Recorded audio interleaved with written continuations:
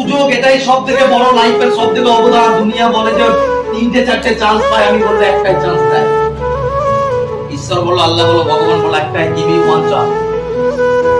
2024 সেই সব থেকে বড় চান্স, যেটাতে নিজের বাবা মার সম্মান রক্ষা করতে পারবি তুই।